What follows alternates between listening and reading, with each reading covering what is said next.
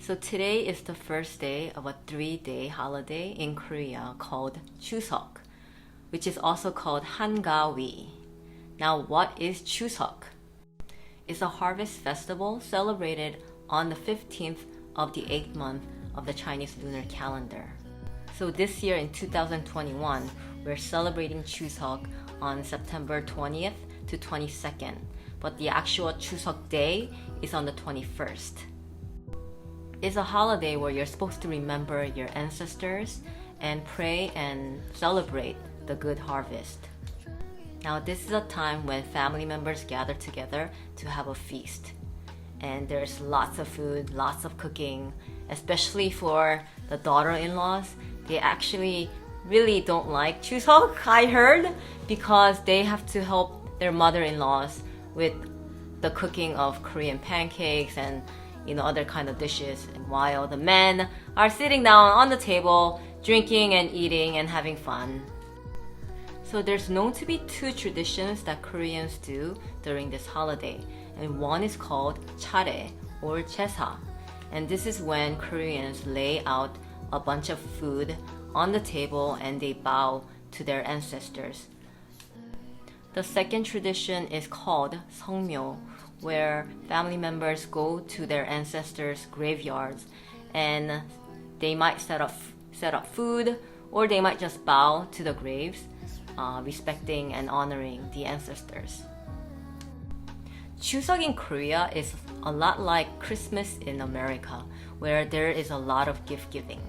And if you go to a supermarket in Korea during this time, you're gonna see a lot of gift ideas. And there's gonna be boxes of spam or shampoo or beef or fruits or just about anything that people will buy during this time to give to their employees, to the parents, to the children, to the grandparents, or to anyone that you just want to show appreciation to. So this is a Korean pear. I'll show you. It's very big, this one. My parents got it as a gift for Chuseok, and this is a common fruit that you would get during Korean Thanksgiving. And this one's really big, so this one must be expensive. It says something in Korean and Chinese character. So I can't read the Chinese character, but it says something like Chinese character, 성으로 기운배. But I'm not sure what the Chinese character means, so. But looks, my parents said this one's really good, so let's wash it and cut it up. So now I have the pear all washed up. I just rinsed it, nothing special. And now I'm gonna cut it in half first. And I'm not gonna be able to eat this whole thing, so. And this is how it looks like. Looks like an apple, just wider. Okay, so I'm just gonna save the other half for another time. And maybe I could eat this whole thing. I'm not sure if I can, because it's really big. But I'm gonna cut it again. I think I'm just gonna have this part. I'll put this away. Or maybe I'll just have this, because they're just really big. So what I would normally do is, because this still is such a big piece, as you can't tell. I mean, it's really big. This is actually like the size of a regular apple, I think. I'm gonna cut it again, like this. So now I have two big pieces. And what I would do is I would just cut out the middle. Okay, like that.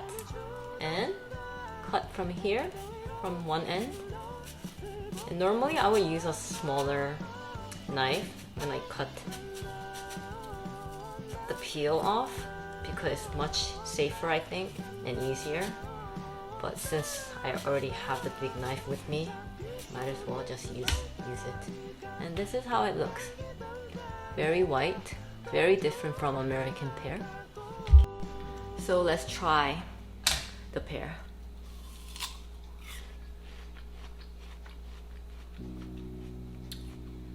Very juicy, very sweet.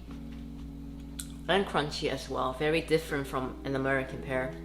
So if you ever go to a Korean mart or a supermarket, you should definitely try Korean pear. They're really tasty, very different from American pears, and I think you will love it.